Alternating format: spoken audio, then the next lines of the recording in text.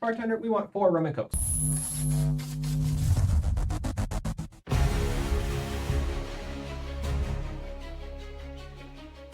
How many bonds does carbon make? We can look at the electron configuration for carbon. Carbon has 6 electrons, 2 in the 1s orbital, 2 in the 2s orbital, and 2 in the 2p orbitals. And we can say that if we can see that there are 2 unpaired electrons in the 2p orbitals, then maybe carbon makes 2 bonds. Carbon does not make 2 bonds. Carbon makes 4 bonds. You have to know that. Carbon makes 4 bonds. But if I look at this orbital picture, it doesn't really look like carbon should make 4 bonds. So how do we justify that carbon makes 4 bonds? The way we justify that is with hybrid atomic orbitals. Hybrid atomic orbitals take the valence shell orbitals and they mix them together to make new orbitals that we can use for bonding. So first, let's find the valence shell orbitals. Valence shell orbitals are those in the outer shell. So in the carbon, it would just be the orbitals in the second shell. So that would just be the 2s and the 2p orbitals. These are the valence shell orbitals. What does it mean to mix them together? I did a separate video on what it means to be an orbital. I'll link to that video down below. And if you haven't watched that video, you should probably go back and watch it. It presents a pretty radical idea for what orbitals are.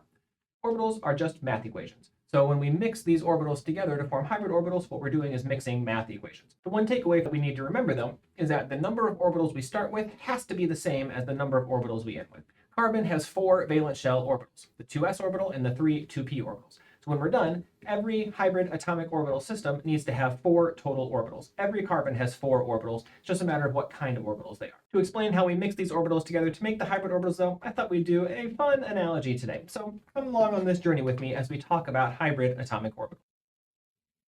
Okay, you and your 3 friends are going to a bar tonight. You've just turned 21, you're so excited, you've saved up a bunch of money, you rented a really nice limo, and you're going out to the bar tonight. This is very exciting, except you picked the world's worst bar. You picked the world's worst bar. You go up to the bar counter, and the only thing they have behind the counter is 1 shot of rum and 3 glasses of Coke. That's it. That's the only thing they have behind the bar. So you're determined to make the best of the night, so you tell the bartender, bartender, we want 4 rum and Cokes. So the bartender takes the 1 shot of rum, the 3 shots of Cokes, mix them together, pours them out into 4 glasses, and you will get 4 identical rum and Cokes. It'll be very strong. It's only 1 shot of rum mixed in those 3 Cokes, but you're going to get 4 rum and Cokes, and you're going to have the best time tonight. This is sp3 hybridization.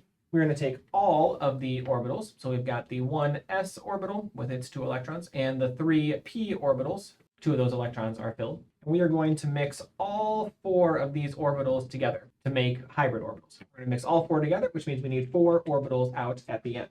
To do that, the orbitals are going to be somewhere in between the energy of the s and the p orbital. Energy increases up here. So the 4 sp3 orbitals are going to be somewhere in between the energy levels of the s and the p. These are the sp3 orbitals.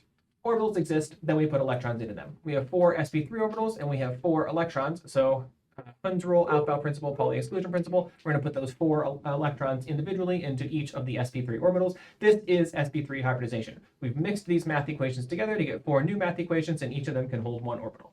This is how carbon is able to make 4 bonds. What about sp2 hybridization? If that explains sp3, how do we explain sp2 hybridization?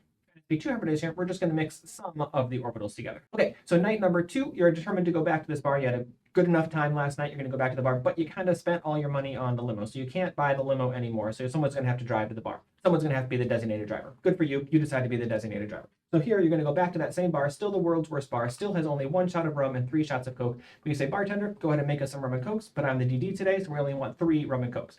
So the bartender is going to mix the 1 shot of rum and 2 of those glasses of Cokes together to make 3 rum and Cokes, and they'll leave you 1 Coke behind as the designated driver. This is like sp2 hybridization.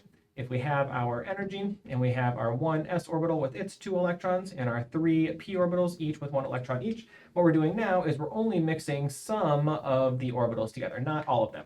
We're going to mix 3 orbitals together, which means we need 3 hybrid orbitals out. So we'll have 3 sp3 hybridized orbitals and 1 unhybridized p orbital that did not get mixed together. We now have 4 electrons into 4 orbitals. So we can have 3 electrons in each of these orbitals and 1 electron in the unhybridized p orbital. This is sp2 hybridization. We mix some of the orbitals together. We get some hybrid orbitals and some unhybridized orbitals. Mixing 3 orbitals, atomic orbitals together gives us 3 hybrid orbitals and 1 remaining p orbital left unhybridized. This is sp2 hybridization. So how do we account for sp hybridization? sp hybridization is very similar, except we're still going to mix only some of the orbitals together. In sp hybridization, we're going to have our s orbital and our 3p orbitals. And here we're only going to mix 1 of the s orbitals and 1 of the p orbitals together. Let's take a look. Night number 3. This is your bar now. You've made a home at this bar. Everybody knows you. You're going to go to this bar, hell or high water. Rest of the semester, you're going to this bar. So this time you're going to go to the bar. Again, one of you has to drive, and you decide your friend has to meet you there after work that day. So 2 of you are driving and 2 of you are having a good time at the bar. So bartender, we only need 2 rum and cokes this time because we got 2 drivers. So I'm going to mix 1 rum and 1 coke together to make 2 rum and cokes and 2 unhybridized coke classes. Now, the rum and cokes this time are going to be a little bit stronger than they were on the first day because they have more rum character to them. They have a higher percentage of rum in each of the rum and cokes than you did on the first night. This is also true for hybridization. In the first case, we mixed 1 S and 3 P to get 4 orbitals. So this was 1/4, 25% S character. In the sp2 hybridization, we mixed 1 S and 2 P together. So here it was 33% S character. Here we're mixing 1 S and 1 P, so we're 50% S character in sp hybridization. The sp hybridized orbitals are still going to be somewhere in between the energy of the S and the P, and now we have 2 unhybridized p orbitals left alone. This is sp hybridization. This is how we can think about sp3, sp2, and sp hybridization, what it means to mix those orbitals together to generate the new hybrid orbitals, and why we have some unhybridized orbitals left behind. Thanks for watching. The best way you can support this channel is to let your friends know about these videos, especially ones who go to different schools. Help spread the word around the country. As always, don't forget to like and subscribe.